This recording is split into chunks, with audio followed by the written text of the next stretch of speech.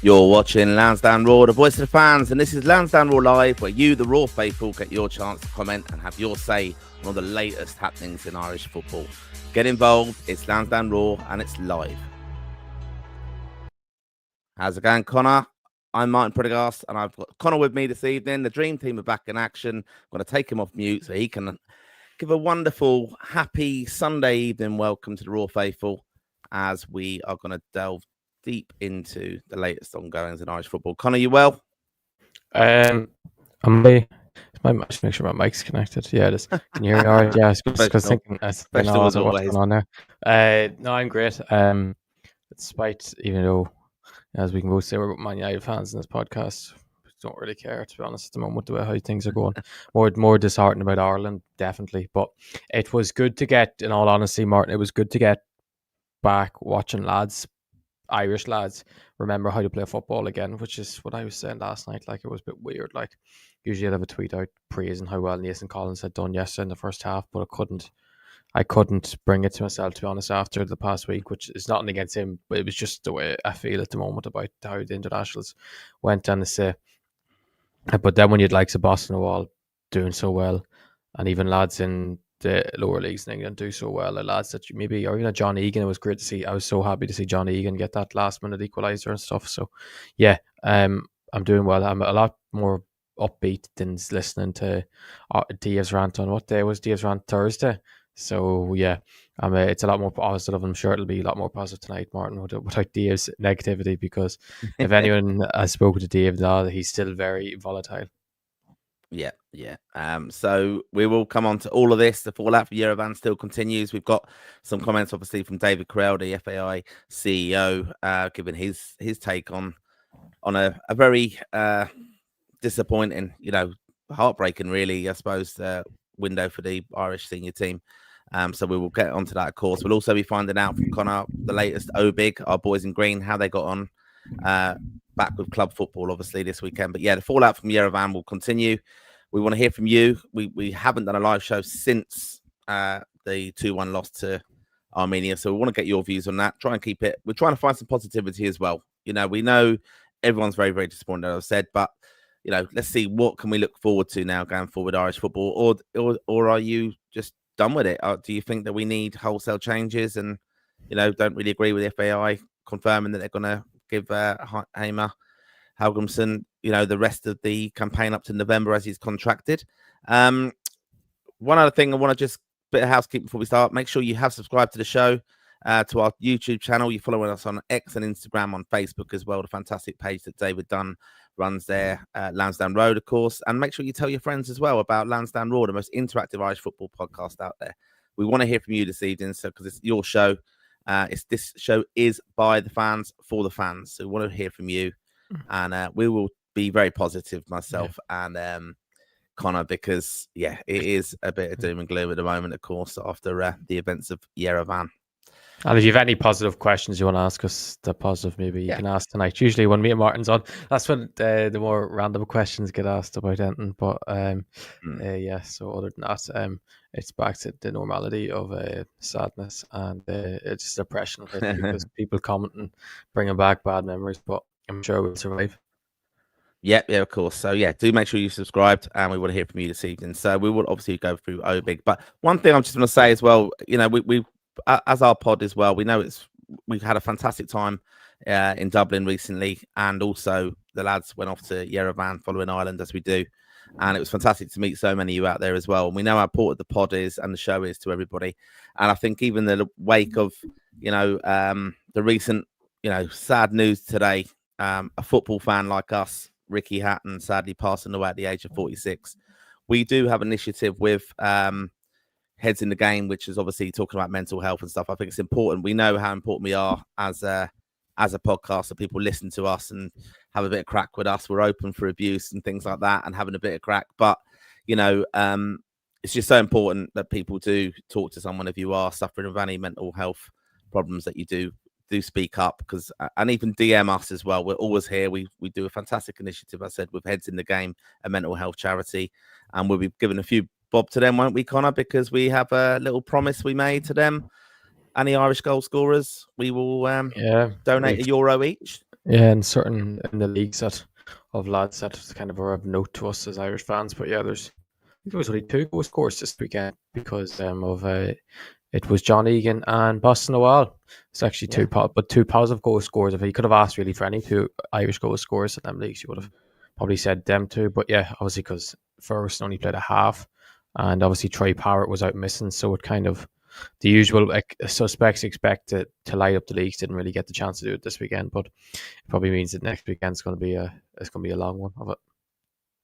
Yep, of course. So it's important, as I said, just to do DM us, message us, have a bit of interaction with us on all our social media platforms as well. We will get back to you, of course, and keep it positive. I mean, look, just even on the fact of football, we know how important it is to all of us. Really disappointing, obviously, the results from the 2 games, but we've switched around now, haven't we, Connor? We're looking for the bright side. We're trying to find hope there in the darkness, and I think, interesting. David Carell, here he is, FAI CEO, a person familiar to us, has been very supportive of our London Supporters Club 40th anniversary last year. Met him, had a good chat with him a few occasions, but he's back in Hamer still. An interesting kind of press conference, I think, with him this week. A lot of trouble going on at the FAI still with these redundancies and obviously other breaking news, of course, that we just some kind of challenges for the association to deal with, a bit more controversy as well. But it's interesting. I thought that he did come out and said, they're gonna back him, aren't they? They're gonna back Hamer. Yeah, 100%. Yeah.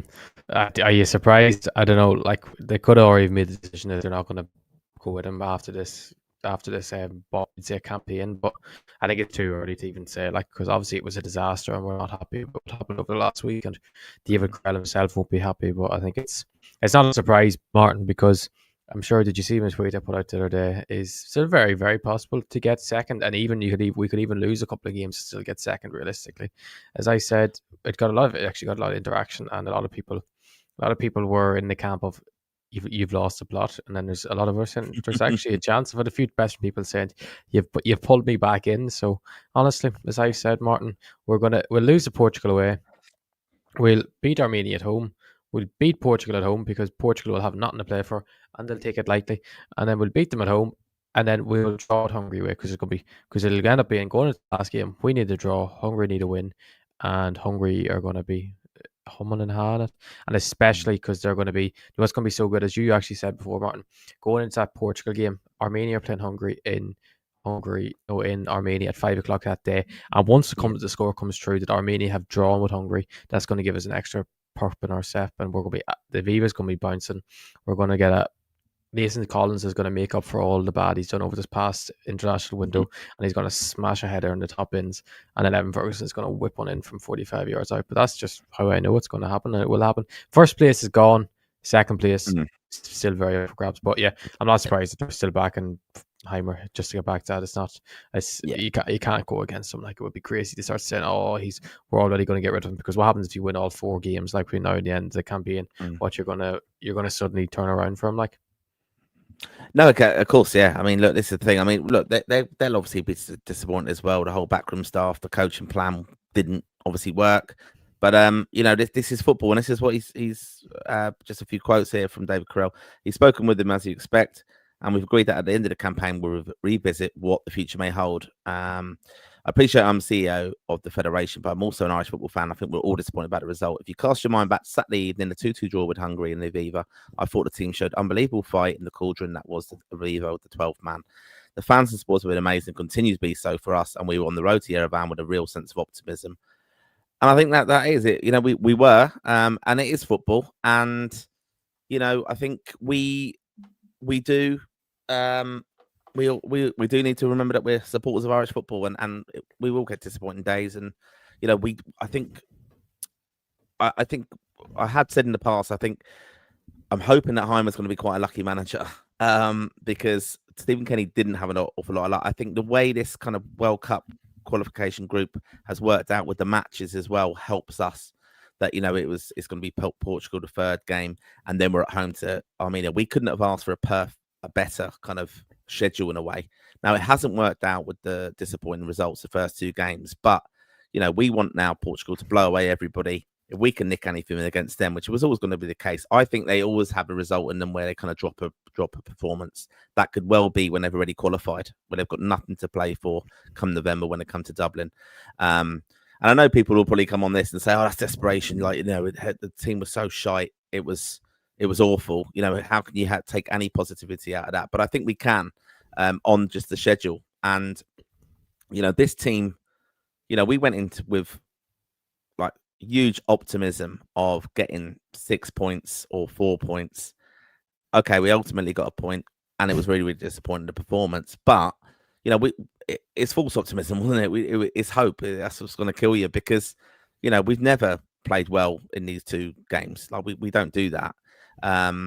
We all struggle. We all have one quite good performance, and I think they kind of left it on the pitch, didn't they, the first game, because that comeback.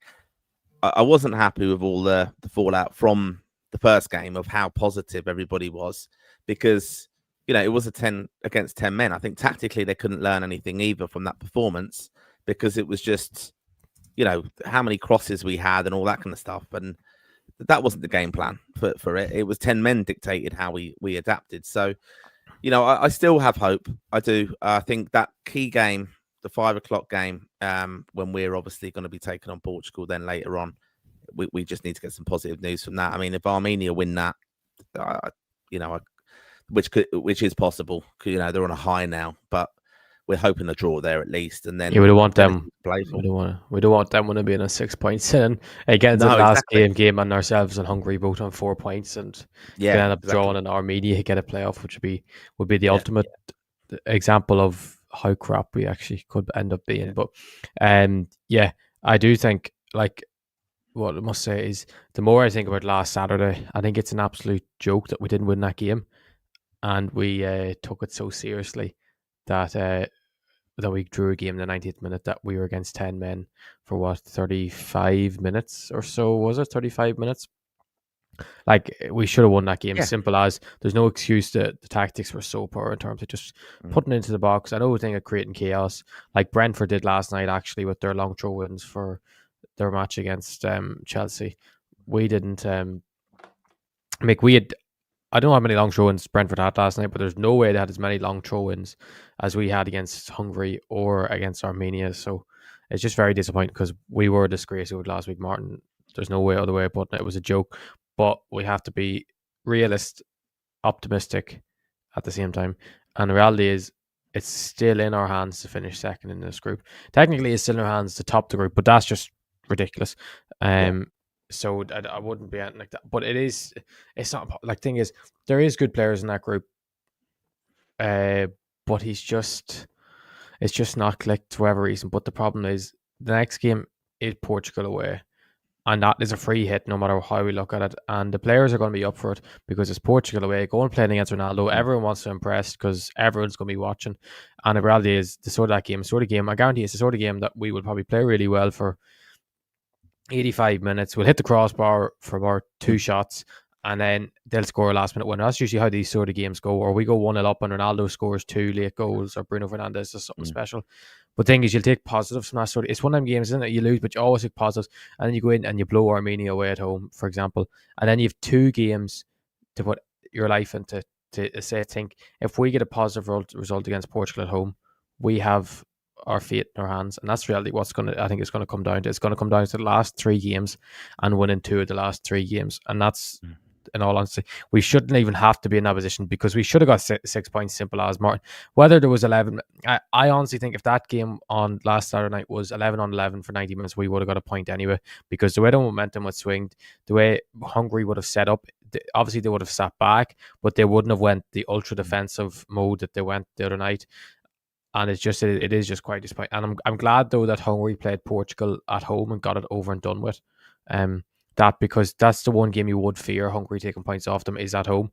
And the fact that game has been played and they lost, and particularly that Hungary or Portugal got that, was it 86-minute winner Cancelo got, might have hurt them a bit. But yeah, it's there's a lot to be very annoyed about, Martin. I think it's more to be, I'm very annoyed at what happened, rather than I'm very negative in terms of everything's fucked. I just think it's more I'm just annoyed at how it's played out so far because it's a joke, but I just think it is so easily turned around. Like the group is not done whatsoever yet. It is, and I think as well that the this positivity we have, about the players and stuff, going into those last two games, we weren't saying we're not good enough, the players aren't good enough. We weren't saying that. We were saying, we've got some really good attacking players now. We were all kind of picking our teams and going, well, what a threat he's going to be. Evan Ferguson's in really good scoring form. We also had, we were happy that he got that positive move. We were praising Collins's form at club level and speculation linking him with top teams. And then they just frankly just didn't perform like they can. Now we can put on the management as well and the tactics and things like that, but the players ultimately have to be responsible and be leaders. And we seem to have a lack of leaders in the team, ironically. But I've seen like lots of fallout from this, obviously, and then it becomes, as we said in the last show, it becomes that it's no money in the FAI. They don't support the League of Ireland. It's Stephen Kenny was shy and we haven't got the players. We haven't got midfielders. Why haven't we brought through a midfielder in replacing Roy Keane? Was a debate on off the ball. And David Connolly was quite, outspoken on that. We've got to remember that just these players are top level footballers, like in the Premier League, Championship. They're playing a very high level and they just didn't perform. And, that's the disappointing thing. There are positives. I mean, Kelleher, without a doubt, was a positive from the last window. Played quite well, made some great saves. Evan Ferguson as well in scoring form that's fantastic. We are building up these players and thinking, we've got high hopes for them. And just some of them just frankly aren't performing as they can. And my thoughts though on the Portugal game is, the real important game there is, there's no point in a way working so hard as we will have to do to get even a point in Portugal that then they're absolutely wrecked and they can't perform at home to Armenia. That's my worry. It's that Armenian game is actually more important. Now, the position of that, though, will be after Portugal, if we lose, we're on 1 point and we've got to win. I mean, we have to win anyway against Armenia. Do you think the management will look at that and think, when I pick the squad, which way of course, they can't set up and go, well, we sack off that, the Portugal game. Like, are they just going to put their eggs in one basket for the home game and kind of give a kind of defiant, brave kind of performance? But, it will take its toll, won't it? It would absolutely take its toll physically on us. I don't know. It depends what way we approach it. I think if we approach it like we did against England last year, but that was more, there was a lot of emotion as that when you play England. But I think it'll be a sort of setup where the only players that would really absolutely kill is maybe Ferguson if he's alone number 9 by himself, Festy or Bennett if they're hogging the wings, and you're relying on them with their ball carrying ability to carry the ball up 40, 50 yards at a time. Like it is something like that. But I think if you're centre halves, and obviously you're going to be naturally going to cover ground and head a lot of balls and stuff, but like that's kind of a defender's dream if they're sitting in their own box, not having to worry about balls in behind chasing men, and it's more just constantly heading the ball away and away. It is more draining than any other game, obviously, doing stuff like that, but I don't think it's the sort of thing they're at this level for a reason. The likes of Josh Collins playing in that kind of style week in, week out with Burnley, and we've seen it's not an issue at club level for him. Some of the other lads have been doing the same at club level last couple of years. If they're just up in the Premier League with a side that's been promoted, that's the style they're going to have to play, really.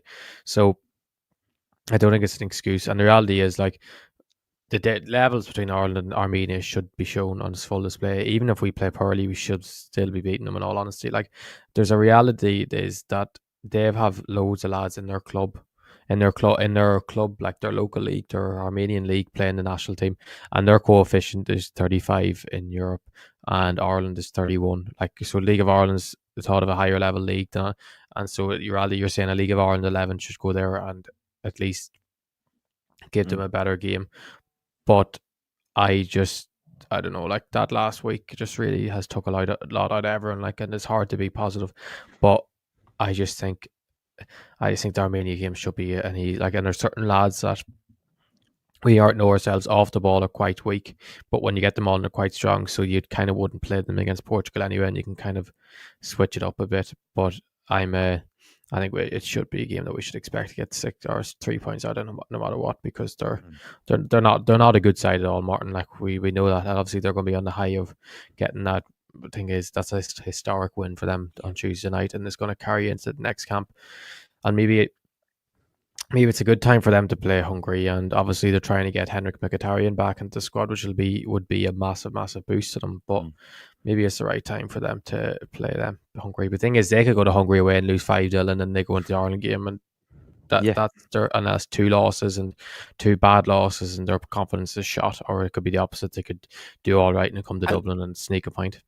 Yeah, I mean, they could be completely out of it in a sense, even though they've beaten Ireland. They could be, because they could lose that double header. Basically, we could beat them. No, they're not. I mean, they couldn't. They could lose both games, and then they could. I know they're still in, but I'm just saying, like goal difference wise as well, though, because I think that's a factor in this group. So that heavy loss early on for them. We're in not a bad position from that perspective. That's what we can't have happen in Portugal. Get an absolute hiding. And I take your point actually, and it's a really good point where you're saying, like, Josh, like some of our players are playing in a lot of teams where they don't dominate the ball today, so they're going to be doing a lot of chasing around and stuff. So physically, they will be able to do that. I think it will be key though how we set up on and his squad selections, which we'll come on to, because I want to get it out there to the Raw faithful who are obviously watching along. Is there people who are not in the squad that you think should be definitely coming back in? Is there players who played?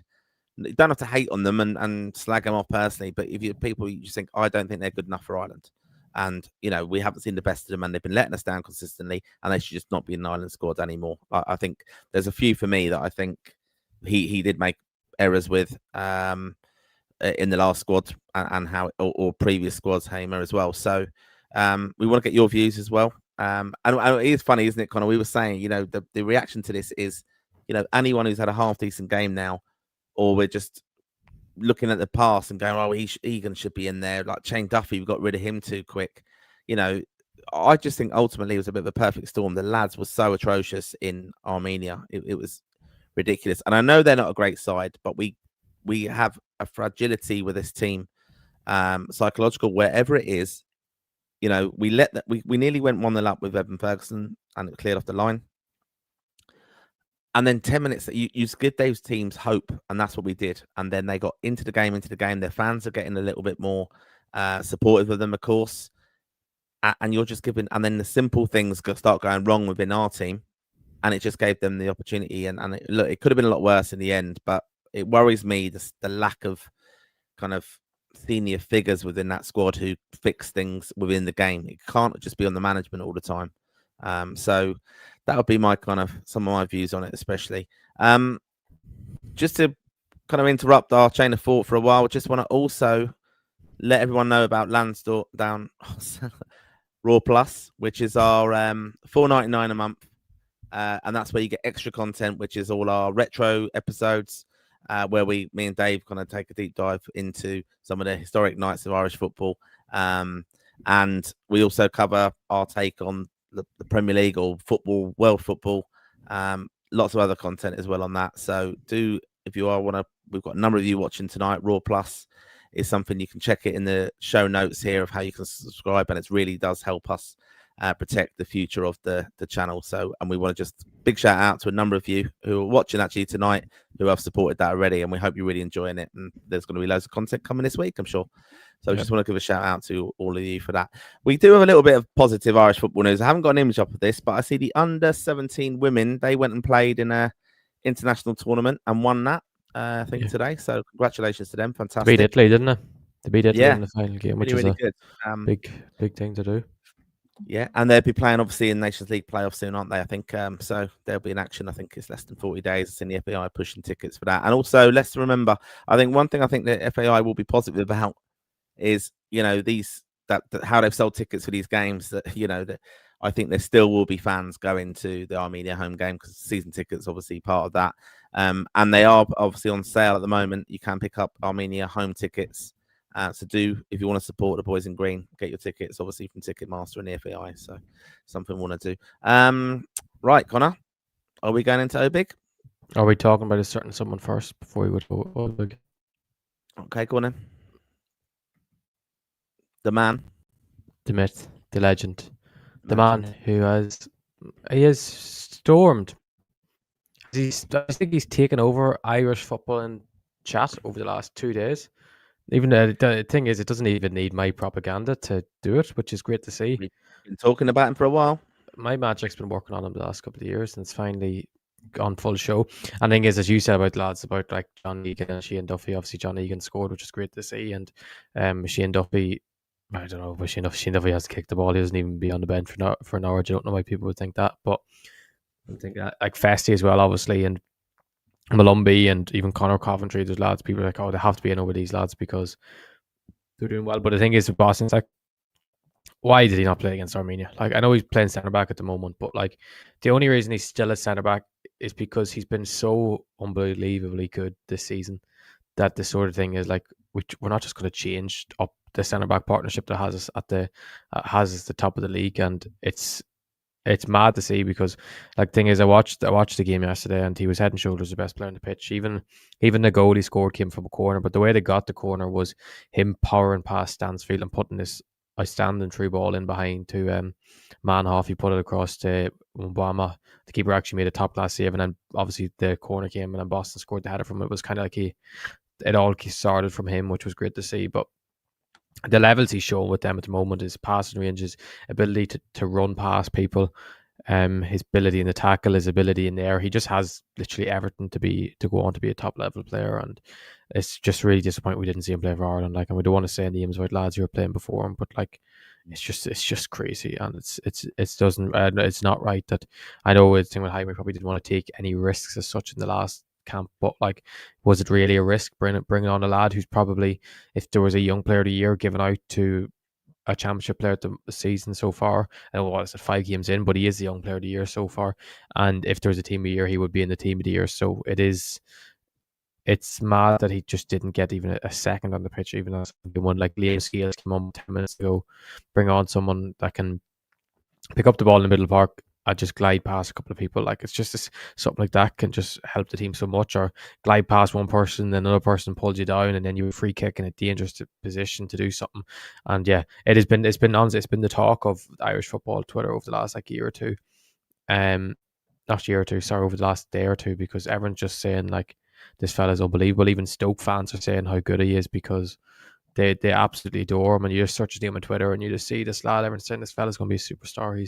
He's unbelievable. He's that difference maker. And it's kind of sort of thing is, what do we do with the other 2 centre backs we have at the club? Like, do we just start putting them in midfield now, or do we just wait till like maybe he has a half bad game or something, and then we can move him into midfield and bring one of the lads in, because it just wouldn't make sense for him to take him out of centre back yet. But I do think the sort of thing with Ireland, maybe that could help it if Ireland pushed him into midfield and started. Maybe if Mark Roberts watched that back, it would be sort of thing. But yeah, it's a level of disappointment it's caused as well, hasn't it, Martin? Because when someone does as well as he's done weekend, and especially the fact he was in the squad, it's not like he wasn't in the squad like Festy or Malumbi, where you could say they should have been. It was like Boston was there in the squad, sitting on the bench, just not there. Like, it's quite frustrating. Even a centre back, like, even you could say a centre back, because the 2 of them, like the 2 centre back the other day were a joke in all honesty. Like, especially when one of them was playing at the same level at him currently.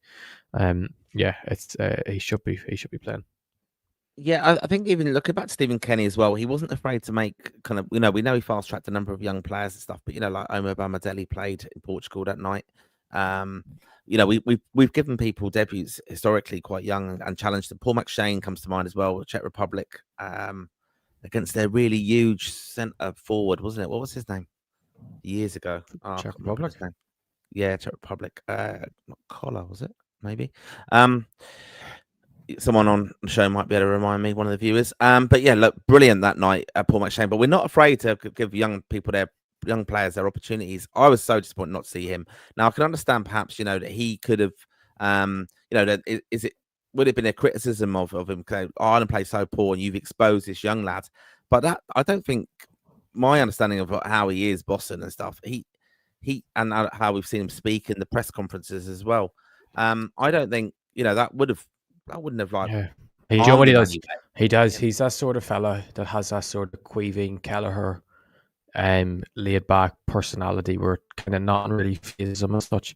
Obviously, when you're coming on, you should be very nervous and you're thinking, "Oh, this is a big moment here." But like he's that sort of Kelleher personality where everything just comes to full flow, and I think he knows how good he is as well, which is always a massive thing. Like he probably thinks himself he's probably the best player in the Ireland squad already. Maybe not Ferguson, obviously Ferguson's and Kelleher, but like in terms of his position, and it is just disappointing, isn't it, man? Yeah. I think we've got to just. He should have been better than. I know he came late to the squad in June, but you know you've got him in there. He could have made a difference. He could have just given a lift. Like you're thinking, this guy's absolute quality. It could have happened the other night, and it did. The thing is, Martin, we fast tracked lads over the last 4 or 5 years. A lot of it's more of a necessity back then than what it is now. But like when we're looking at the likes of Boston and Andy Moran, who are yet to play under, like I know Andy's played a couple of minutes and I probably not really played at all proper meaningful minutes. And you look at them lads and you're like, they are so much highly more thought of at that age than the likes of Jason Knight was, Jason Malumbi were. Who else is in there at the moment? That's a kind of even like a Darrow Shea. Like these lads are taught so much more highly of that age. I know when you get into men's football, everything changes, but like if you're going to fast track these lads, like get it, just do it. And I kind of take the risk, but I know we're trying to qualify and stuff, and we're trying to. The problem is, I think we feel like we want a set squad which can't be adjusted, where we have these cert lads, but sometimes you just have to take that gamble, and especially in the Nations League, that's your time to take the gamble. You want to do as well as possible, but especially in June, it was just very frustrating. Like that was a chance for, especially Andy Moran, who wasn't out injured or anything. Like he came into the squad fully fit. Like Boston obviously missed a lot of football last season, but it is quite like Boston's doing well, that all their fans are like, he was worth the year out. It was worth waiting on him because he's that good. Yeah, I've seen Stoke fans on Twitter saying like, you know, this lad, it's a question we've been asked here. We'll answer it, of course, coming up when we get through all your comments. But you know, they're saying like this lad's going to do really well, and he's going to end up going for big money in the next couple of years, or a year or two, like even next year, because that's how well he is doing now. I know that sounds like we're getting ridiculously carried away, but he has been really good. Yeah, and don't forget, if he doesn't play well, if he's one bad game, it's my fault. It's all my fault. Yeah, if a young Irish player has a bad game, it's all my fault. It's all my fault. Exactly. But you know, like I just think I think if it doesn't go well and we don't qualify and Hamer gets till November and then obviously his contract won't be renewed, I would expect that would be the case, unless there are promising signs. I mean, look, we're going off to Euro 2028 anyway, automatically qualifying. We should do so. You know, unless there's promising signs in the next 4 games, that's going to dictate how Hamer gets on going forward. But you know, I think I just can see him looking back with regret that June window, and again the kind of indulgence I think he gave to those players. We're not good enough, and we're not settled enough in our squad. And we didn't. He's even said he's worried about like we don't have an identity. You know, even some of the technical stuff like the throw-ons and stuff, that tactic was crap, like rubbish. So, you know, that was an opportunity to work with them players in June. And I think that would be the big regret. I don't know why I indulged them or didn't really indulge the players. I mean, he made that decision. But, you know, we're not good enough at the moment. We haven't been good enough for a long time to be able to indulge them like that way. Yeah, and just on the video at the moment, we're on 14 likes. Get us to 30. Go on. Like the video, because I know it costs you nothing. Like the video. Just like the video. And if you're watching on Twitter or Facebook, head over to YouTube and just click the like button. And you can keep watching there, or you can go back to Twitter or Facebook to watch it. But yeah, just like the video. It means it helps us a lot grow. But anyway, Martin, you can, if you have any more to rant about that, you can rant away. No, that's good. I'm just going to throw this on. Yeah, it was Jan Collar. Thanks, Rob. Good lad. He was over in Yerevan. He's also a Raw Plus subscriber. Jan Collar, he was a Czech striker. Yep, Paul McShane made his debut against him for Ireland. And I think it was Jimmy McGee was the commentator who I met afterwards, and he said it was the best Ireland debut he'd ever seen. Now, that's saying a lot because back in the day, Liam Brady's debut was really, I think he got man of the match. I'm pretty sure he did against Russia. I think when he made his debut for Ireland. So quite good fitting company. But that was a comment I got that night. Right, we are going to get on to Obig. Well, this is where Connor shines, and we update all of the Raw faithful with how our players who are. Dave's watching. Sorry. But we hope that Dave's watching after his We hope Dave's watching because after his lack lack of of communication. communication, lack of work on this. He's left it Yeah. to Connor to do. That's why we had to start up a little bit later. But yeah, this is where we are, and we have to do a little bit of housekeeping on this and tidy up some from the transfer window where some of the lads are. But this is the goalkeepers, and then we'll get into it. Here we go. So goalkeepers who are obviously eligible for Ireland and playing for Ireland: Queven Kelleher, 90 minutes in a 2-2 draw versus Chelsea. Max O'Leary is out injured at the moment in Bristol City. Josh Keeley, 90 minutes, a 3-2 loss versus Plymouth for Luton Town. And Mark Travers, an unused sub with Everton. And Gambazzuno, 90 minutes, a 0-0 draw versus Portsmouth for Southampton. Anything notable there? Josh Keeley letting in two? Or three? Yeah, true. Yeah, not a good day for Luton, was it? I see a lot of their fans want the gaffer gone, but yeah, there's not much really going on with the goalkeepers at the weekend. Queven, I didn't see the game, but how was he? No, yeah, he was good. Yeah, he was very solid. Just the usual Queven Kelleher, had a good game. He didn't have to make any work class. He has the 2 goals were unstoppable, as well.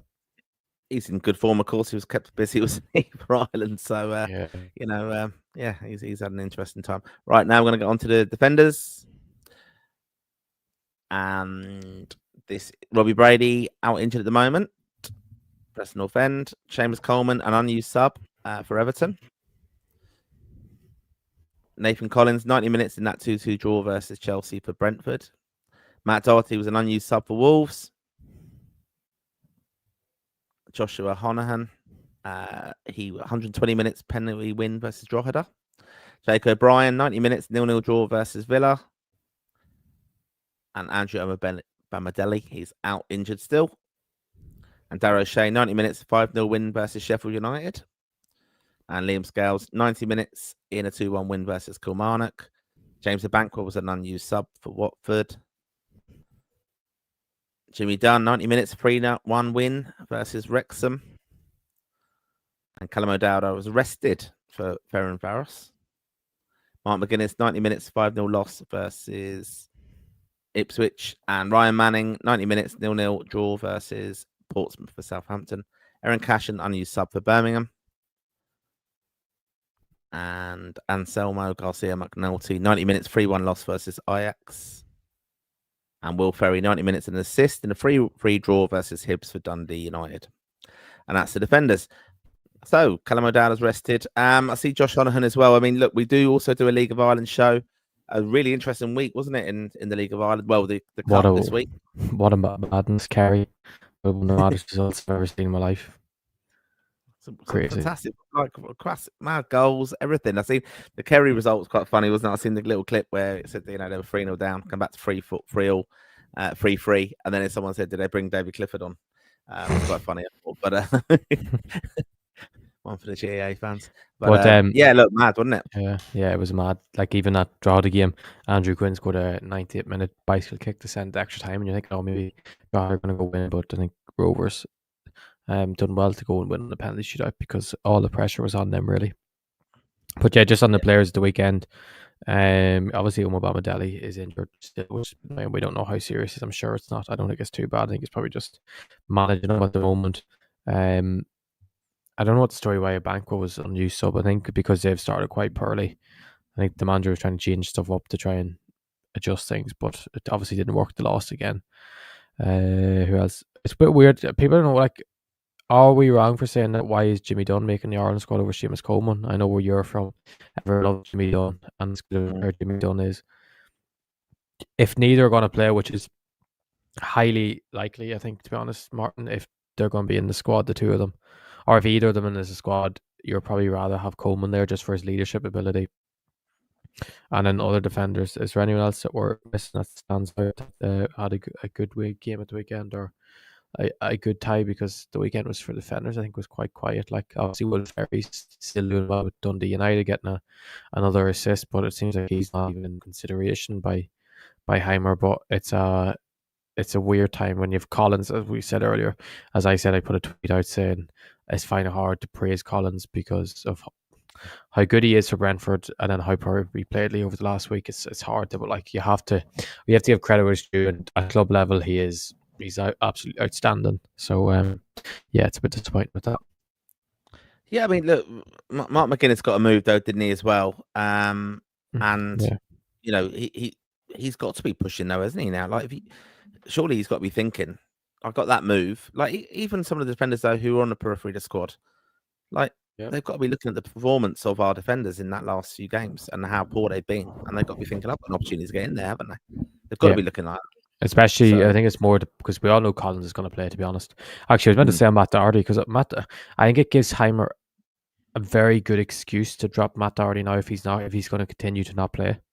I think it gives him a very good excuse to not even. I still think he would have done it anyway. I think he'll drop him for the next squad to prove a point again, and because he's used him before as the scapegoat as such, he'll do it again. But I think the fact if he continues not to play for Wolves, it's very easy for him to say, "Oh, I'm not picking a player that doesn't play," and then you can bring in a lad that's like a Coleman, or you can bring in, I don't know who else you'd bring in, a Bankwa or Mark McGuinness, someone that's if that, or Omobamidele back in if he's back fit, which you'd presume he will be by then.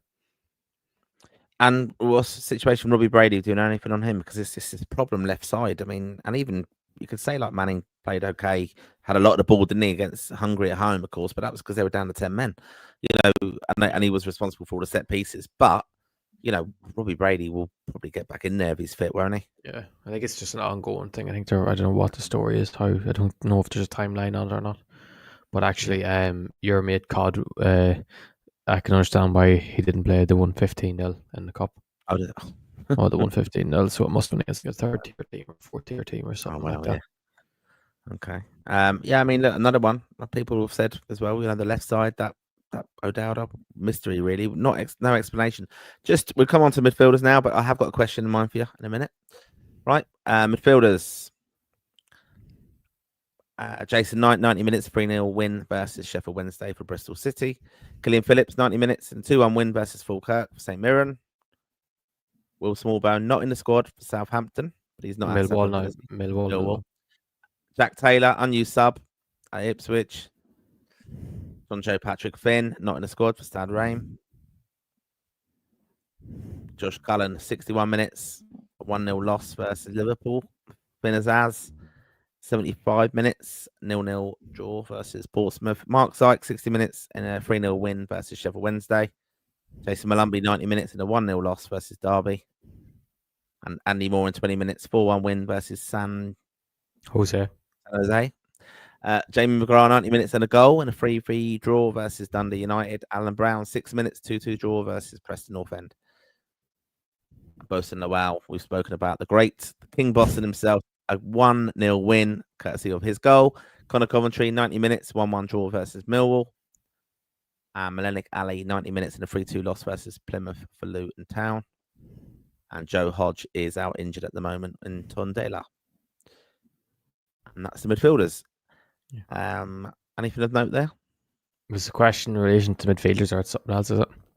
It's he's classed an attacker. All right. But yeah, the midfielders, John Joe Patrick Finn, nowhere near it. It seems to be at Stade Reims. I don't know whether he was injured or not. Seems Smallbone's not fit again. Country midfielders, it's interesting. When you compare, I was comparing yesterday Malumbi with Killian Phillips, trying to see what was the big difference of why he is. But even on the ball, if you look at the stats, Malumbi attempted 73 passes, whilst Killian Phillips attempted 25, which shows it just doesn't add up to me what did it, because both are quite similar in their sort of energy style midfielders, but obviously Malumbi has more of that ability to get on the ball and do something different. But Malumbi supposedly had a good game yesterday, hit the crossbar as well, actually. Jimmy McGrath, was good to see him get a goal. He's always been good for Ireland, but I just think he's just not going to get back in that midfield, unfortunately, because there's more options there, and maybe a small one can come back in.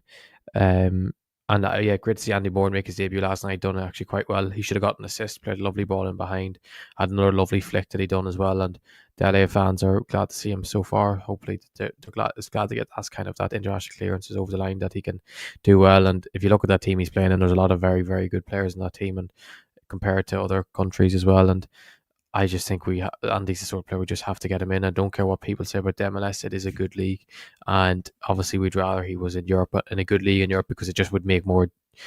easier sense, and we don't have to stay up in the middle of the night to watch a play. Lucky I was up watching the boxing last night anyway, so it meant that I could see the match. But yeah, I think that Andy just have to just put him when he's just that good. You just put someone in or that much potential, especially with the likes of lads we are kind of putting in the squad in that position at the moment. And yeah, Colin actually had a good game today for Burnley, but always surprised. The lad that was very poor for Ireland, and then goes back to his club and does really well. But yeah, that's another kind of downer when someone does that well for their club after being quite poor with Ireland. Yeah, I think just on that as well, you've got to remember a lot of these players are settled and working day in, day out with their clubs on formations and what their role specifically is, and they can be outstanding for them. Like Collins will know, for example, what Brentford exactly what he does and what all his teammates are doing, and they work on shape so much. It's so valuable that time on the pitch. And again, I just go back to June. I go back to like, why have we, don't even have that friendly then? Just have a training camp for a week. You're trying to get to the World Cup.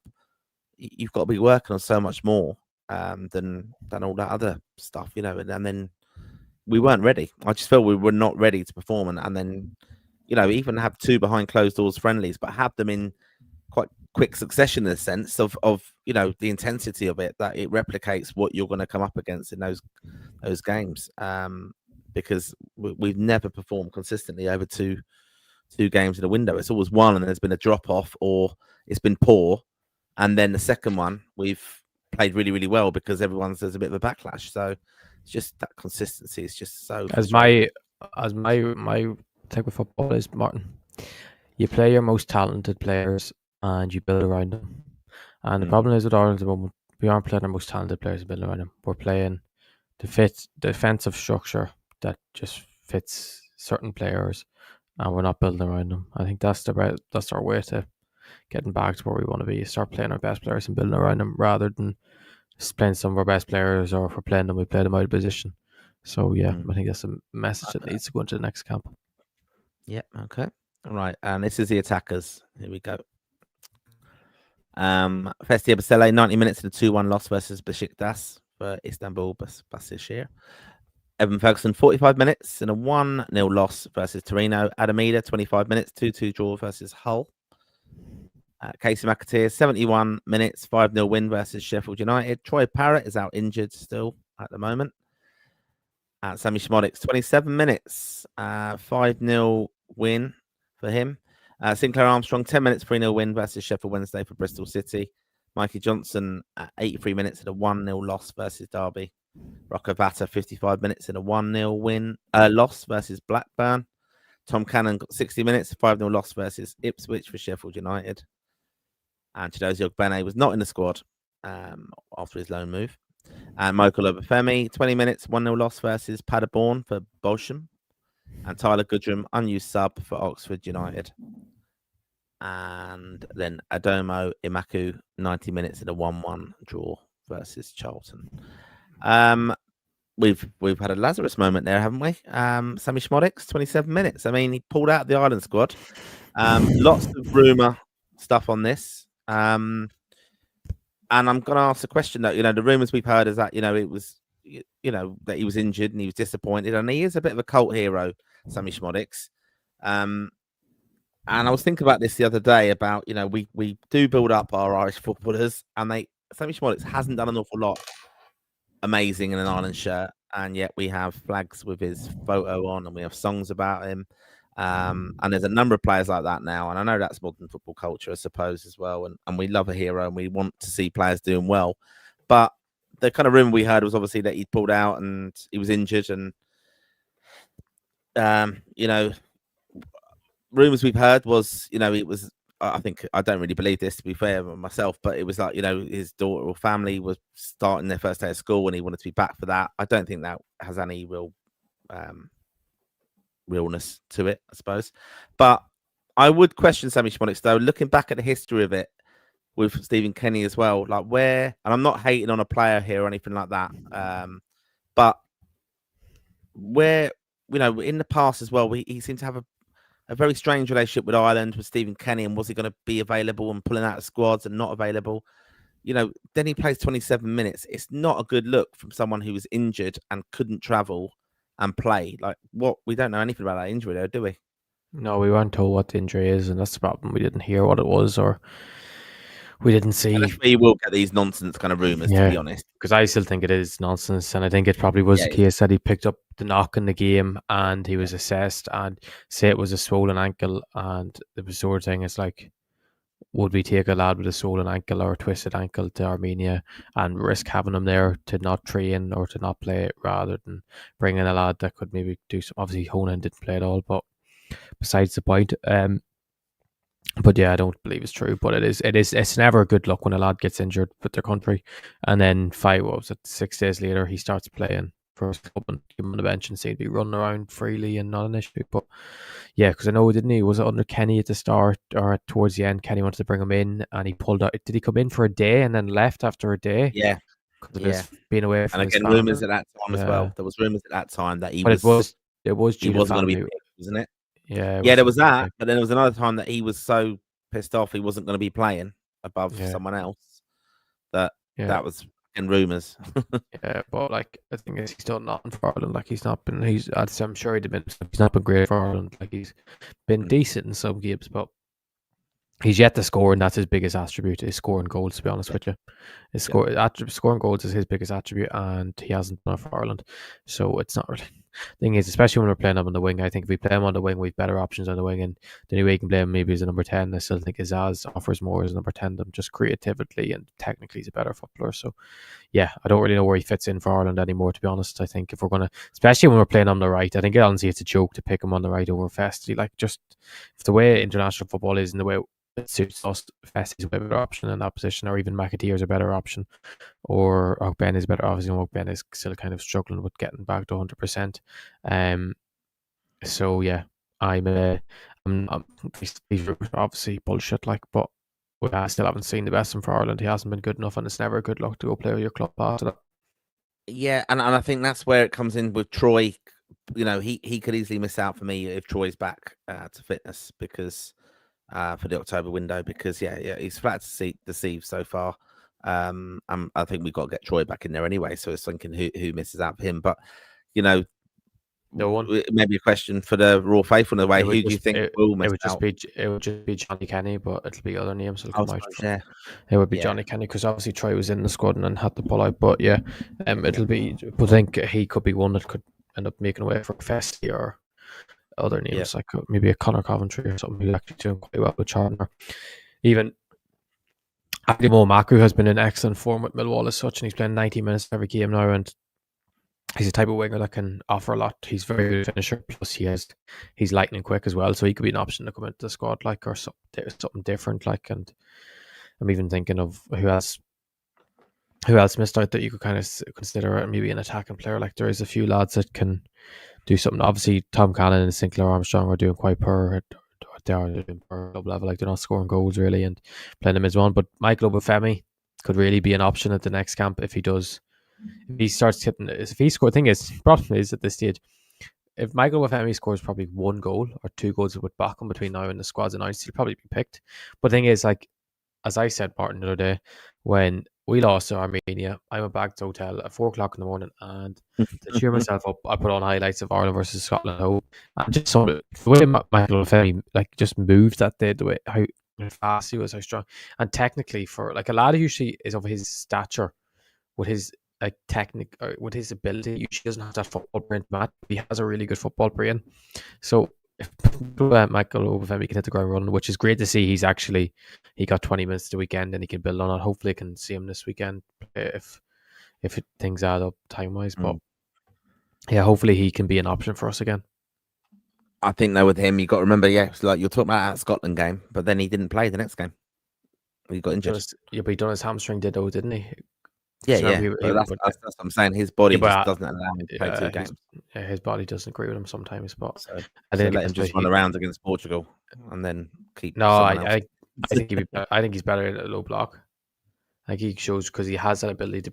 He has the ability to stretch defenses, but then he has that ability to play against a deep team as well. But maybe because even if that, you remember that Armenia goal at home.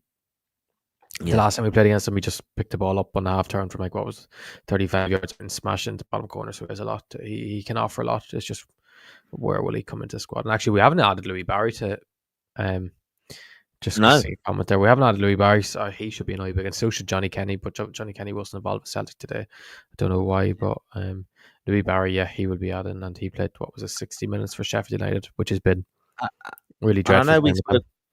I know we spoke in the past as well with like Dewsbury Hall speculation on that, but could that be done in time for October if that was happening? Or yeah, all he needs is a passport, because he's never played for England, so he doesn't need international switch. So he's never played for them at any level, so it wouldn't be a thing. Yeah, so Liam Delap would have to go through the full process of switching, which would take a bit of time, maybe. With Dewsbury Hall, he wouldn't need to take it. But Spasian on that though, it's a big thing now, isn't it? After that poor performance, yeah, it's probably hard to see like Dave saying, "Go mad," telling the players are a disgrace and stuff like that. Maybe it doesn't help, but especially when you people like Roy Keane on TV, like just shut up, Roy. Like you didn't even watch it. It's the influence, isn't it? It just does the influence. I know he is, and then I know he doesn't. But then because like on the last show as well, we did speak, and when we were honest, we'll just clarify my points on that. It's worth watching that back. That was the kind of Fallout one where we all had our say on where we were, especially kind of quite recently after the disappointment of the games. But asking about Hamer and do we see it kind of lasting, and should he go or anything? I think I said I think he will not. I think unless we qualify, he's out. So basically, that's it. They will do that in November. We know now from history shows with Ian Gleeson and shows with Stephen Kenny as well. Contractually, they've got no money as well, so the FAI will let it roll out to the end of their contract, so they don't have to pay any compensation. So that's just what will happen. And then we were talking about who would you like to see even now, and that's what because everyone else was talking about. Who do you want to see coming in as an Ireland manager? There's a betting market on it. When you have poor results, who's going to replace Man United will be doing that at the same time now with Amarin again. But there is a market on it, and it's interesting though. Like we're saying about Roy Keane and talking about that, and then I do agree with this with David Connolly actually on on Twitter, and they were chatting about it on Off the Ball. Roy Keane hasn't been in management for 6 years, and how are you expecting him to come in and have that influence? And in modern coaching, is something we spoke about with these footballers now. They obviously are a little bit fragile psychologically. You can't, it's young people now as well. You can't speak to people a certain way. You can't motivate like old school anymore. So Roy Keane probably just wouldn't work. Whereas Damien Duff does it a different way, I think, with his motivation and has everyone as a collective, as a team. So it was just interesting, I think, reading that. And I think I can understand where Roy Keane could have an influence in Irish football, but I don't think he will be a manager and stuff. But I agree, back to your point, though, when he's on the overlap and he's asked about Ireland, he's not watching it all the time. And he's just still giving his sound bites, going on about players who have no right to be arrogant or anything because where they would struggle. So it was just a bit of an interesting one. I think it's only about one player, because there's only one player in that squad that you can really have that go at. Because I don't care what anyone says. Like a lot of them lads do it. It means Everton doesn't play for Ireland. It's just that we're very very poor, and like so as Heimer might say, the weight of the jersey might be too much for someone when Martin's camera's gone off. Are you still there, Martin? I am there. Yeah. But like Keane just does. I don't know, because he obviously knows the game very well, and he's obviously probably our greatest ever player. But it's at the same time, it's like, stop talking so much when you probably didn't even watch either game. I know technically he's working with ITV probably with both games with England, but that shows where he's at. He would speak about English football before Irish football. I know he goes to League of Ireland game stuff, but he obviously just does. And the way modern coaching is, like, when he's on TV with these matches, like, he never provides tactical insight. Like he doesn't. No, and that's again. It was very interesting, this chat with David Connolly saying, like how when he goes, because he does talk a lot about tactics, doesn't he, David Connolly, on his Twitter, and he talks about different things and how influential, like, one player can cost you results or things like that. Just one player switching off, and how it's different doing that tactical analysis as a kind of pundit rather than just turning up. Like it's an easy gig, isn't it? Roy Keane's in the studio for Manchester derby. Man United are shite. He can rip into the squad again. It's a bit boring now, though, isn't it? When you know how many times can he say Man United are shite and they haven't got any heart, and then he criticise Luke Shaw. It's always the thing of, but why did they lose? Or like, Man United's proven but they're Man United, the sort of thing like they have to expect to win everything. Like some of the stuff he comes out with, just shut up, right, and just like look at it logically. Like, and obviously the thing is, he probably could provide a good tactical insight to stuff if you ask him to, but he just never does or never tries to. Or even with Carragher and Neville's, they do sometimes on Monday Night Football, or they sometimes get managers on to explain things. I know Will Still's been on, and like they even had Russell Martin on. I know it's been a disaster for him so far, but I think it's just like the sort of right thing. It's like, right, calm down. Like, if you're going to start saying this stuff, like please provide extra. Like, especially when you're saying about the like the reason we lost Armenia wasn't because of lack of funding in the country. Look at the squad we have. We've enough Premier League and Championship players there to go beat Armenia, but like but that is the point as well. David Connolly says though as well. You know, all those other things you've got to fix. I mean, this is where I am with Irish football. They all are things you've got to fix. Like just separate them into little boxes and go, right, you go and do that. You go and do this.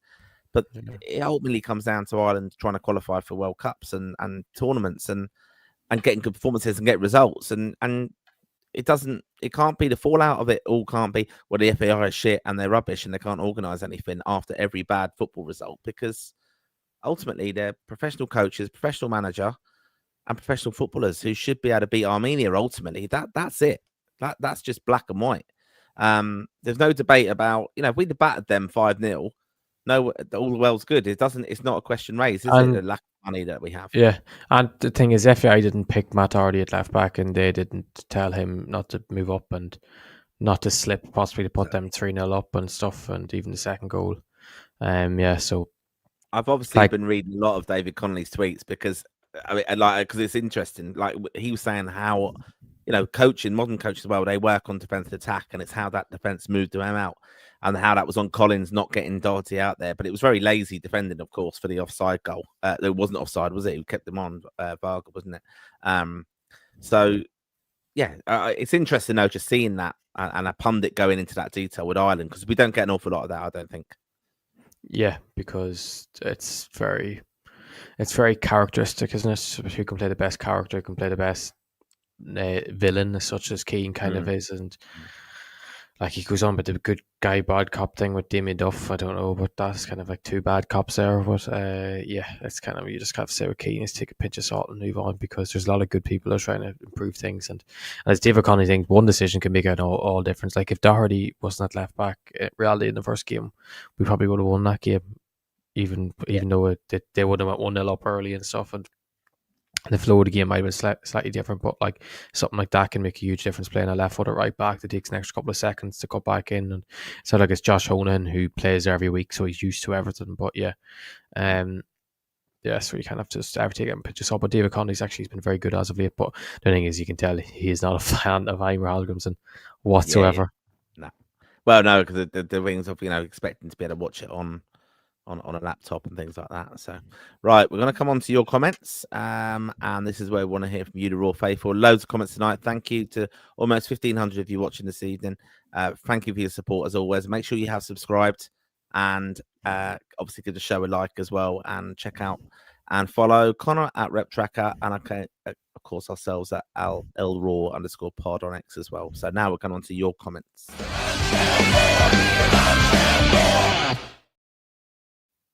Okay, so lots and lots of comments to get through, but thank you again for your support. So Val Maguire, I hope all well, Val. Great to see you back watching the show.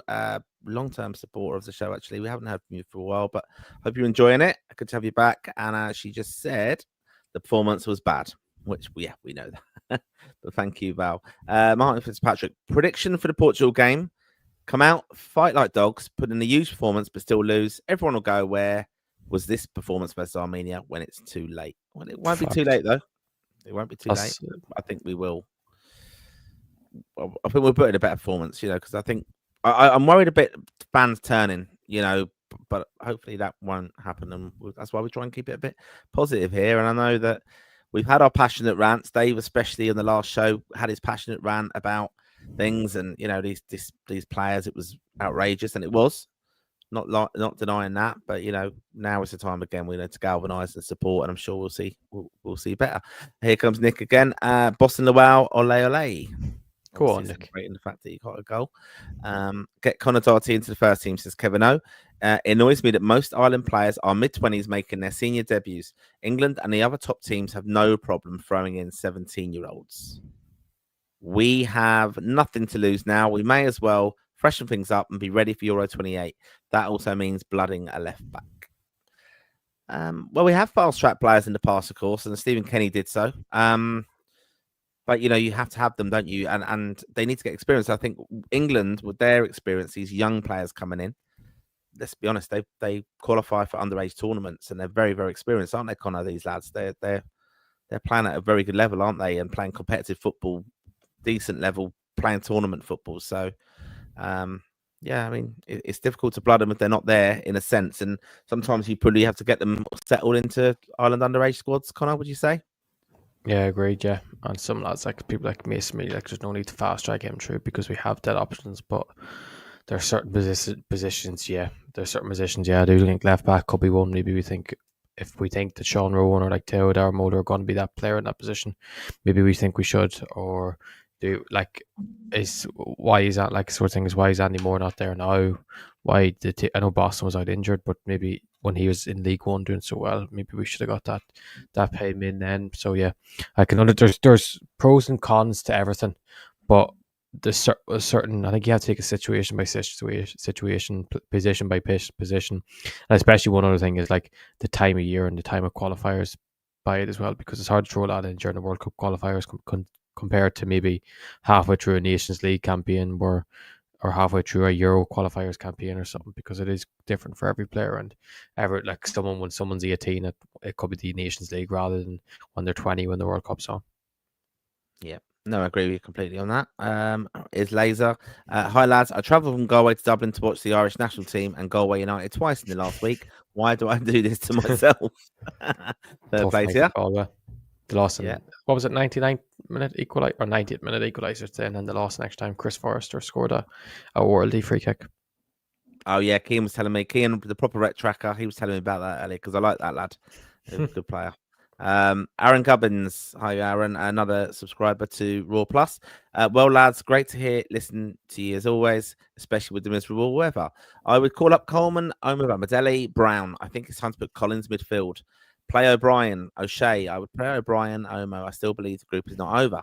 I feel Hungary will step up against Armenia, especially going to Yerevan, with Armenia usually confident. I can see us pulling a memorable result.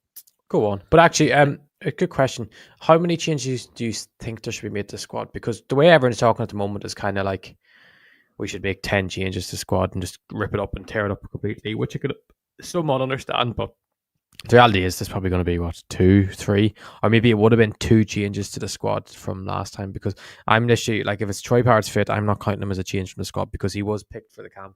And he was going to be there.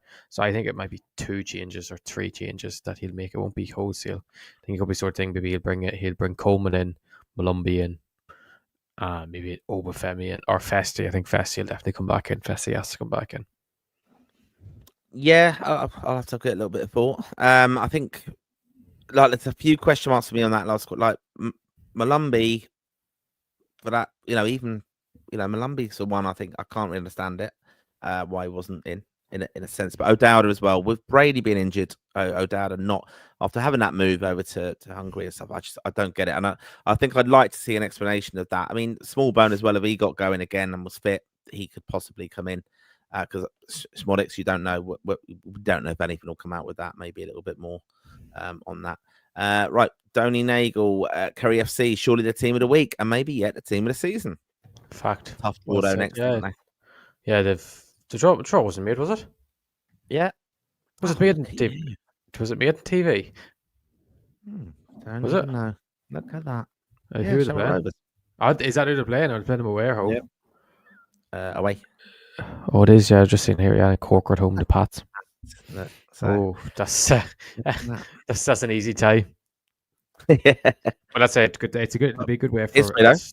It'd be great. Yeah, it is, because after tonight, it'd be a great way of Kerry people getting a day out to Dublin, to going up to getting to the dream, which will be one day to maybe have a stadium like Tala, or regularly playing in Tala Stadium, getting promoted. So they're growing as a club, and they're growing at a very fast rate as well. With Colin Healy, obviously, we've seen the stuff he's had to go through over the past the past year and a half, and to see him have that moment of the night was, I mean, especially when his son is playing for the Kerry side as well, which is great for the Healy family.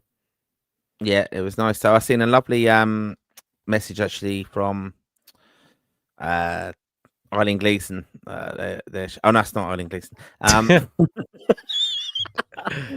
Eileen Gleeson did say it's brilliant for Colin Healy getting that nice praise and really deserves it. Obviously, great result for them. So yeah, fantastic.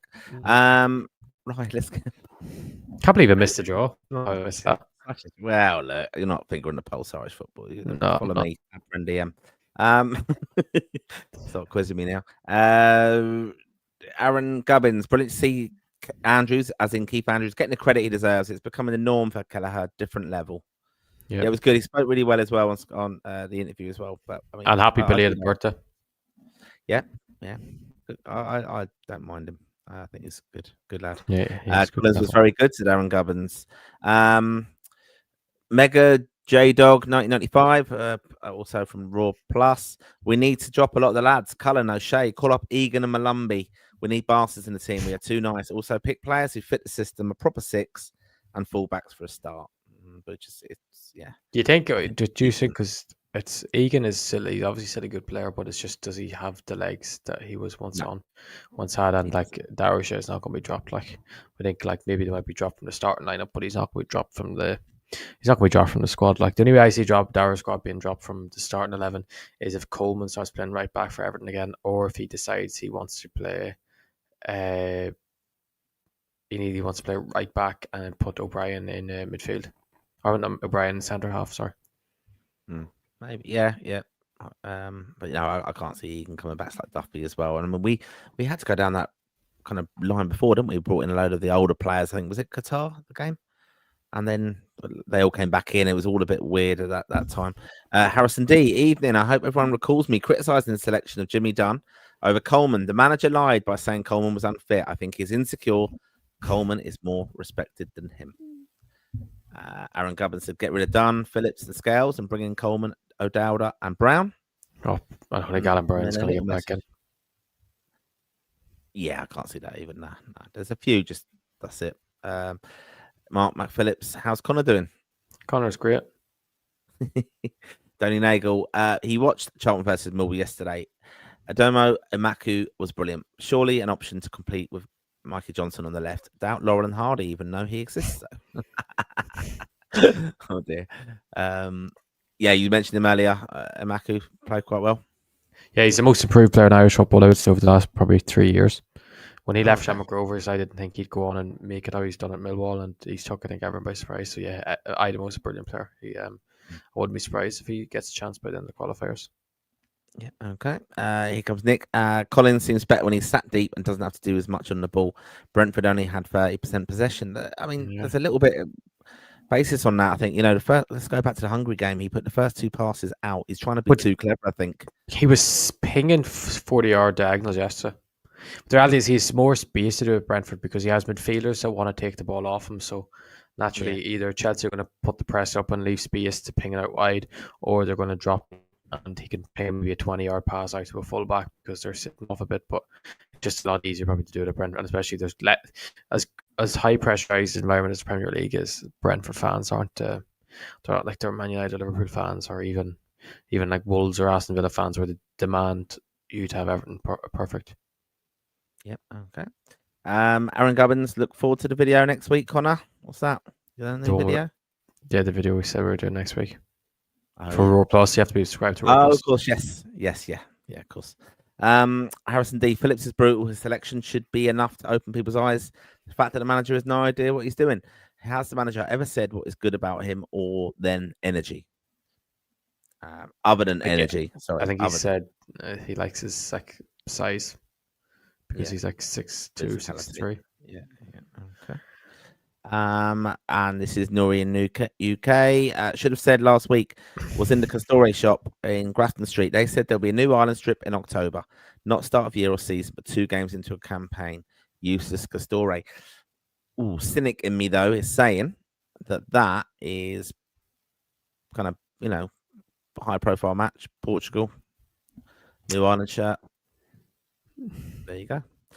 But remember the last? Did they bring the last one out like 2 days before an international, and the jersey wasn't released till a couple of days after? Yeah, that's true. Yeah, they've done that all the time. Yeah, awful. Greg O'Lockey, this may sound like a piss take, but I do a speed tester in the next camp and just fire in our fastest players. We can't be any worse than Yerevan. Our midfield is woefully slow. And then Mr. Positivity of the pod, David Dunn. There is no hope. We're goosed. I'm just glad he's not on tonight because some of the voice notes that we've still been getting, it's very upsetting. And I mean, I do appreciate a lot of fans went over to support the lads, and we're going to be obviously off to Portugal. And there's nothing wrong. There's nothing wrong with booing the team if you went over there after the performance. No. But if you're David Dunn, who just lost the plot, not honestly, I'm glad he's not on, as you said, Martin, because he forgot to do something as well, because he did communicate with us about it as well. No, and he loves to give out to you about not communicating. So yeah, exactly. Martin Phillips, Ireland loss, Man U loss, Ty Holland win, save Connors. Save Connors' day probably, or week. Oh, okay. Donny Nagel, to the people slating Collins, look at his display last night. Ask yourselves why this is the case. And Greg O'Lockey, Collins is shite for Ireland. And by the way, got 6.2 rating on SofaScore last night. Mark Curran, Portugal win every game. The two others draw both their games against each other, and we win both our games that aren't against Portugal, head into the playoffs with a mighty 7 points. There you go. That's and then I'll kind of stop the silly stuff. Said Paul O'Mahony. I don't know what you were about there. It was about me saying, I think it was about me saying that we're going to beat Portugal at home, so finish at 7. Yeah. Aaron Gubbins, well said, Martin. Always great when you have your bad days to have you listen to. Everyone has them. We can beat Hungary if we actually believe and give it everything. Yeah, let's be a bit positive about it. Obviously, difficult time, but we're still in it. We've got to keep going. Donny Nagel, Greg O'Lockey, watched the game, and both Collins and Keller were brilliant last night. This is obviously against Chelsea. Don't let the truth get in the way. Harrison D, the manager is a certified coward. Stephen Kenny did a great job changing perception of the national team. All his work has been undone. He had Taylor playing up with Evan. No shit, we can't score goals. Yeah. Mark Curran, what was the perception of Kenny changed, or is that just words? And Nick says, even if Portugal, do you want to go with that one? Is a perception from like over the last week? I don't know, maybe it's just sort of thing, even like Brian Kerr and stuff. Remember Brian Kerr was mad about Kenny saying how terrible he was and he wasn't good enough and stuff, and then all of a sudden when he went into that camp he said, oh, it's a lot harder than I thought it would be, and I kind of regret some of the things I did say about Kenny. So yeah, it's interesting, but yeah, it has changed a bit from some people, but I do think he still got a raw deal from a lot of people, especially it wasn't even the Irish media. Well, there was a few people that were against him, but it was Irish punditry media who thought they know more than everyone else. Certain people with the same second name as an ex FAI CEO, but yeah, but I think Kenny's got the raw deal a lot, but I'd fair to say like his time was up when he went, but he was probably the most unlucky Irish manager ever, I would say. Yeah, but I think as well, you got to remember, like Brian Kerr as well. He was quite scathing after these recent games, especially about Matt Doherty, wasn't he? And saying, I can't believe he played him on the left. And let's not forget that he was in a squad with him, wasn't he? Though, as a kind of consultant with John O'Shea. So there must be vibes from some of these players in these squads of how they are, or even how they're kind of receptive to the kind of coaching staff or himself when he came in that time, which was a bit of a weird one as well, to be honest. Why did he ever come into our squad? It was a bit of a I think it was my kind of theory on that was that it was just a bit of so many people were just wanting Brian Kerr, we should never have got rid of Brian Kerr, and he could have been doing a great job and living in the past on that, like the FAI kicked him out so unfairly, but I will get him in then to appease everybody and basically show that he's not up to it anymore. That's my view on that anyway. Nick says, even if Portugal already qualified, Ronaldo will still play. He's such a try-hard freak. Obviously wanted to break goal-scoring records and everything. I mean, an incredible team, as we know. Greg O'Lockey, watched it myself. Don't you agree? Kelleher, absolutely brilliant. Collins was making last-ditch challenges because he was constantly getting caught out of position. Connor, this is from Baylor. Connor, why are you doubting Sammy Schmodics? He's not the type of person to dodge playing for Ireland if it wasn't necessary. Did I doubt him?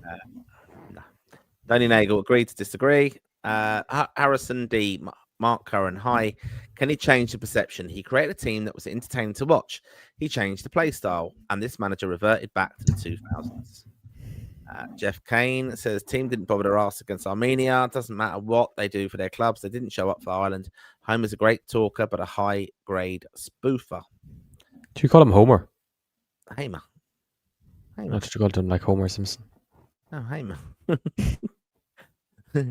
Mark Curran, but then you could also say Kenny killed all of Mick's work. Tough to watch, but he'd have won that playoff, and the tournament drought would have been out the window. But he also would have won that playoff if Conor Hourhan didn't miss an open goal. Yeah. The reality is, like, the only thing about Kenny, I don't know why he took McGoldrick off after like 60 minutes that day. Remember, he was running the show. He was just picked up the ball. He was just dry. And the thing is, people did miss a penalty. People miss penalties, and you can't put it on the manager from there. Yeah, we should have won that playoff. Kenny probably made it himself. But was it Conley picked up COVID on the way, wasn't it, or missed because he didn't follow COVID via guidelines or something? Conley, they had these close contact things, and yeah. This was a real frustration for the FAI at that time as well. So obviously a strange time for everybody, but Ireland really adhered to the rules on that close contact. So if you got COVID and two people sat next to you on a plane, them two people ruled out even if they didn't. Yeah. It was ridiculous. It was Conley and someone else missed out. That was Conley. O'Dowda missed on one, didn't he? Yeah, that was ridiculous. Yeah, your camera's gone again. But yeah, that's why we lost David McGoldrick's Ireland career. But yeah. I just deliberately, because O'Dowda missed that game, that's why I deliberately went black on my screen, just to remember that dark day for Irish football. Kieran Keeley, Armenia beat Hungary and Ireland beat Portugal is for the birds. Any idea, says Pat Mustard, how much the manager has influenced these sort of long throwing tactics that don't work, or is it coming from John O'Shea and Paddy McCarthy? Hamer should have brought his own staff in from the beginning. I don't know. It's a good question. I think I'd like to know. It's weird. Paddy McCarthy said we were on the verge of something special to go, then lose to Armenia. But obviously, they must think the training. They must think in training the standard must be like the highest they've seen by far, and the players are so up for it, and probably the mentality comes across so good, and then they just fell apart in the two games. Yeah, exactly. Aaron Gubbins also Festy has to come in. Paul O'Mahony, it's easy to turn around, Connor. There is no evidence that can happen. Yeah, it's football though. It is. Yeah, we have to be positive, don't we? I mean, fine margins as well. Let's qualify for Euro 2016. Fine margins. That winning that game. Shane Long, Germany, last minute equalizers. Georgia, yeah, and things can happen. Just really, there's a lot of twists and turns in these groups. It will definitely happen. It's gonna be, it'll be fun. Harrison D, from what I can remember, we were absolutely the better team in that playoff against Slovenia. Yeah, we were. Was it Slovakia though? Was it? Because Hamšík was playing. It was Hamšík was playing. So it was. Yeah. I think it was. We would have played Slovenia in the final. I think they played. No, wasn't it Northern Ireland against? They did. Yeah, they did. Yeah, because that was going to be. It was going to be a quick turnaround, wasn't it? Yeah, and then where was it going to be? Yeah. How would we get tickets? Baylor, it's crazy how we were laughing at employing Roy Keane 2 years ago. Now he's a proper front runner. Nick Can says the Doors song "This Is the End" seems apt. Donny Nagel, a few years back, we had no disrespect. James Collins, Conor Hourhan, Jeff Hendrick, etc. Now we have Evan, Collins, O'Brien, Boston. We have the players. Yeah, we do have the players. Yeah, we do. I'd agree. Greg O'Loughley says they better not sack off the Portugal game with such a massive crowd allegedly travelling. Well, Ireland are going to have 2,500 tickets for that game, but more will travel, I would expect. Martin Phillips, is Connor related to former Spurs and Ireland midfielder Kenneth McAvoy? No, I'm not. Okay. Nick, Bessie needs to be back in. This is talking about players who might be back in the squad. Mark Curran agrees with that. Bring back Bestie and bring back Jimmy. Jimmy Mack. Yeah, bring him back. Yeah. Oh, what was that about? You bring him back for Dada? Oh god, yeah. Harrison D. I'm not happy with the concept of the players not trying or not being good enough. The manager cannot set up a team. I don't think he listens to McCarthy. The structure of the team is amateur. Nick says Lowell should be starting to get minutes now. Guys, be honest, says Danny Nagel. What's your opinions on Darragh O'Shea? Mine is he shouldn't be in the squad. I think he's good enough for the squad, to be honest. But performance, he was really poor the other night, and again, that just comes from confidence. If for that whole back 5 or 3, whatever way you want to look at it, they just weren't at it, and the very basics were going wrong there. So, anything to add on that one, Connor? Yeah, really good club player. Very good club player. He was excellent. Even last season with Burnley, I thought he shown that he was good enough to stay in the Premier League. Now he's crap for Ireland. Just reality. Like, really good club player that hasn't shown anywhere near his ability for Ireland. Okay. Harrison D. I would think John O'Shea solely acts as someone who travels through England, watching and communicating with the players, whilst aiding in the selecting the squad. McCarthy takes the training. That's it. I don't know. That could be. Well, Haim or John O'Shea goes to a lot of games. I know Haim would go to a lot with him. I know John O'Shea travels a lot of stuff, and I'm sure John O'Shea seems a type that's very probably pally with the players at the same time. And I'm sure, McCarthy would probably be the main man in trade on that because he is that sort of coach. Yep. Okay. Pat Mustard, Jason Malumbi in Phillips, Festi in 2.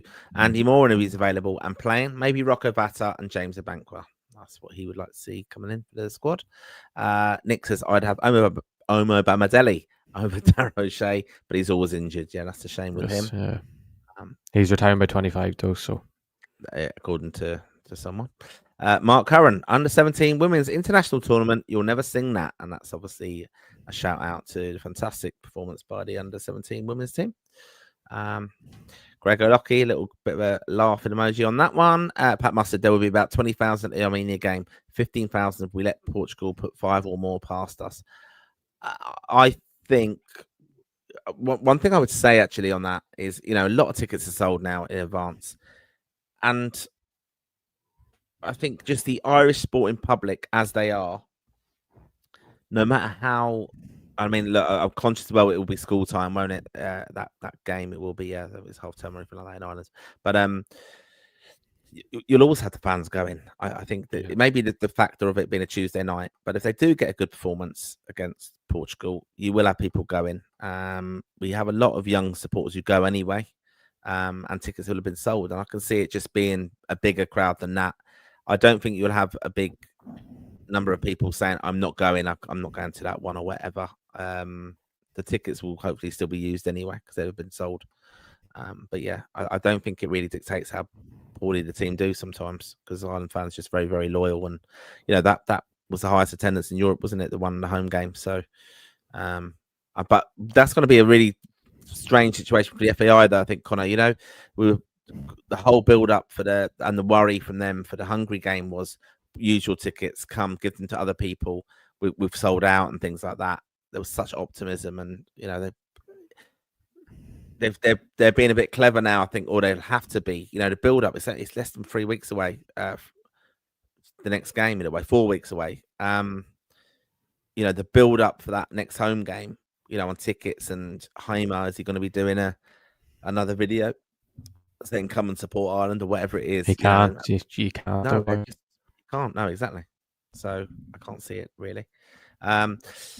AX_2, the players are shite, but they clearly don't know what's asked of them on the pitch. There's no midfield to play through it all, and invisible when we lose the ball. Cullen was class again today. Pat Mustard, Cullen touched the ball 5 times today. Okay. Aaron Gummers, where do you see his level at Lowell, Connor, in a few years? Could he be with a top 6 or a top 4 Premier League club? He'll be as good as he wants to be. I don't want to say a level, but he can be an elite footballer. He can be an elite footballer. Yeah. Premier League. There's no doubt that's the Premier League. Sure, people talk about. He could move to the Premier League as a centre back next season, but he could potentially be an elite player. There's not that many people think I say about every player. There's not a huge amount of them, but he's definitely in that category. Yep. Okay. Declan says, great to see Darrell Lenihan back yesterday with solid performance. Says a lot for the time he's had out. Yeah, great to see. For starting 722 days, so it's great to see after what he's gone through and done well as well. Yeah. Good lad as well. Met a few times. Nice fella. Jeff Kane, whatever happened to Joe Patrick Finn in France? Just not getting the real we're looking at the moment. He's not really wanted it. We're trying to sell him in the summer, and they couldn't. Then we've got Mike Heno KK. Hi lads, I'm absolutely gutted. Our campaign is in tatters. Our performances have been shit. No aggression, no passion whatsoever, no pride in the shirt. So we need to change it up to nothing. Change it up, nothing to lose. That's it. And I see your picture there of Kilkenny High Street. That's why it's Heno KK. I think you're a new follower. I think maybe a viewer. So welcome along. Over 1,600 of you watching tonight. Thank you again for your support, and make sure you have subscribed. It does give us a we're on that. We're on 29 likes. Get us to 40. Go on up. Get 11 more. Liking. Yeah. AX_2 could see from Colin's interview after the game that the players don't think he's any good. Imagine being a Premier League footballer and you have the dentist telling you to play these old formations that doesn't work. That's the only that could be an issue. Yeah. And telling you to play long balls against fucking Armenia. It's almost disrespect for them. No wonder Collins and O'Shea are losing the ball trying to pass to players that may as well not exist. And Donny Nagel says, if only we had a powerful, athletic midfielder who could drift past players with ease, etc. The likes of Boston. Pat Mustard says, oh no, that was just when we were talking about Paul McShane's debut. It was against Jan Koller, Czech striker. Pat Mustard here. Joe Patrick Finn was abysmal in training during the last camp in June and didn't impress. I've not heard that myself. Have you heard that? Maybe. Oh, okay. Grego Lockie, any update on how long Parrott is out for? We don't know. Potentially, he said potentially the October window, but we don't know. Yeah. AX_2, you lads say the assistants are always raving over Lowell, and you see he can't even get a minute. That's clear proof the manager doesn't listen to them at all. McCarthy should leave. He's better off. Yeah, because it is, and in this it's not that we said Heimer says it in all his pressers about how much Paddy and John love him. So it is, it's quite interesting. Yeah, I've heard it from a few different people in the FAI as well. Declan, Heimer shit the bed in Luxembourg back in June when he could have given these young lads a run out, but he said we learned nothing. Michael Keaton, there was actually comparisons between Paul McShane and Kevin Moore in that night against the Czech Republic. Yeah, I do remember it very distinctly. Gregor Lockie says, I think McShane is a player coach at United, under 23s or whatever the reserves are called now. He's not, is he? He's gone to Huddersfield. He's Huddersfield Town assistant, and he's Matt Ireland under 21 assistant head coach. Yeah, he's doing very well as well. Jeff Kane, has Ferguson scored a goal in Serie A yet? See, he didn't start tonight. Looks like he hasn't scored a league goal yet. Hasn't scored a league goal, but he didn't start today for minutes, managing his minutes, because obviously he played a lot of minutes with Ireland, which he hasn't been used to. But no, he's doing, the fans love him there. If you look at the comments from the lineup coming out, it's all, where's Ferguson? It's all, and then I think it's because they played so early in the first half, they had to get him on at half time. But no, he was actually quite good when he came on. His hold-up play is exceptional. His link-up play is really good. It's just he didn't really have any chances. Roma were very poor today. Okay.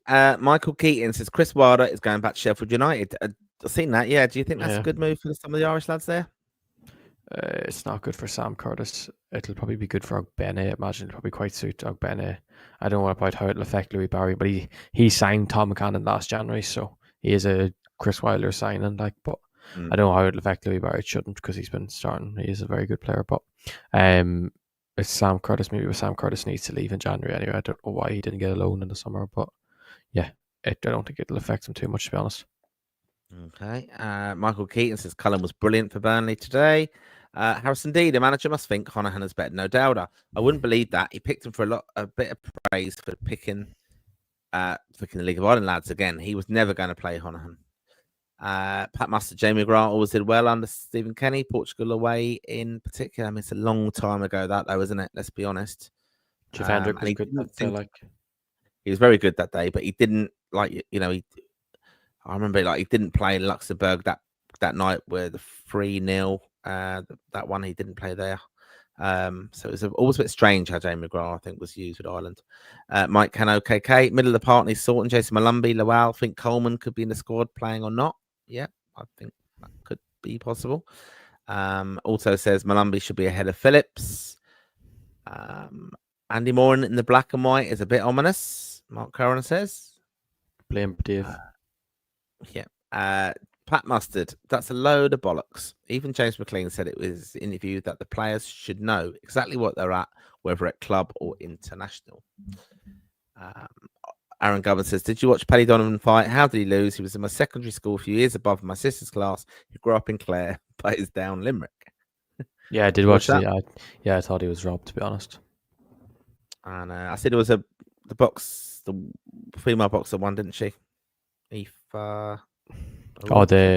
World Championships. Worlds, yeah, but I don't know. It's mad. Amateur boxing people are still pursuing that goal these days because it doesn't make sense. There's no money in it, and then you end up getting robbed all the time. Yeah. But Donovan was robbed last night, and Crocker got the home advantage because it was in Windsor Park last night, so he got the judges on his side. But yeah, Donovan, in my opinion, clearly won that fight. Okay. Gregor Lucky, what's different in Cullen's role at Burnley than Ireland? Both teams won't have the ball this season, but he seems to put in twice as effort at his club. Seems he's more lease of aggression and getting stuck in with Burnley rather than Ireland. Seems quite. He just sits there and tries to dictate play as such, if you'd say that. But when he was at Burnley, kind of he picked out the ball off someone's shoulder with a loose pass, which gave them a good chance early on in the game, and like you never see him ever do with Ireland. But it seems like he doesn't have the chance to do with Ireland. So it is. I think it's international football and club football is a different style of football, but yeah, it is some they're same positions, but he does it in a different role as such. He's different. He's asked to do different things. Okay. Nick says Obafemi looked all right. I still believe. Be great to see Obafemi back. I think we all want to see Obafemi playing for Ireland. I think everyone loves him. Like, yeah. Pat Mustard, he was sitting on the 18-yard line with a back five behind him. That's a difference, and he touched the ball 5 times. That was in relation to Josh Cullen. And Michael Keating says, unfortunately, club matters more than country to some of these players. Grego Lockie, Pat Mustard, he should be the man of the match against Portugal in that case. And then Pat says, we don't play a back five. Playing 3 at the back is 5 without the ball, says Grego Lockie. So a little bit of debate there. And then Pat Mustard comes back and says he didn't play any different for Burnley today. A couple of 5-yard backward passes and sideways, made 1 block in the 60th minute before being subbed off. Then we have a Morgan Gaming. Where will Louis Barry and Dewsbury Hall fit? Who goes for those two? Any comment on that one, Connor? Well, Louis Barry, he could have been selected at the last camp. So maybe it would be a Smodics would probably be like for Barry as such because he sees him as a wide option. Dewsbury Hall would probably just go into Phillips or something. But yeah, Colin checked that. Colin touched the ball 27 times. Okay. Right. Donny Nagel, Michael Keaton, nothing to do with club over country. Our management is third world. Paddy McCarthy is a part of this management, says Michael Keaton, and he is involved with a successful Crystal Palace team. But I do agree, Hamer is out of his depth, and he would have Stephen Bradley over Duff all day, every day. And Morgan Gaiman says, got to be Duff. He will get the best out of Collins. O'Shea probably needs to go quicker than Hamer. Get Duffer in with a transition plan of qualifications is mathematically over. And Jeff Kane just makes the point, which is probably valid, with the FAI being €43 million in debt. Who can they afford to get as a new manager? And obviously that's a factor as well. Depends, yeah. But it depends, though. If they got, let's say, Jeff's got Rick Keenan, you'd, funny enough, a sponsor would suddenly come aboard, yeah, like Sky or something would, even though he already works at Sky, but you'd guess someone would come in and be like, oh, get him to do all his advertising first or where this, and we'd pay his wages or cover most of his wages that maybe the FAI only pay him $500K a year, but they cover the rest. But what would you pay Keane a year? $2 million or something? What would you pay him? Jesus, I wouldn't do it. No, I wouldn't bring him. Because, if he would. I don't know. Yeah. What would he want? 2-3 million a year? Would he? Well, I don't. I'll have to think about it. Because Heimer's on 6. Comparison. Yeah, Heimer's on 6. Yeah, 625, I think, a year. And obviously that's a lot of money, but like Keane's just for his status alone is worth at least double that, like. Well, and just talking about champagne football quickly, there was this, that Roy Keane and Martin O'Neill did a credit union advert. I don't think it was ever aired, but he does do the funny kind of stuff, and you could see where sponsors would be all over Roy Keane with Ireland, and he is a big name. He's a big draw still. It's credible, really.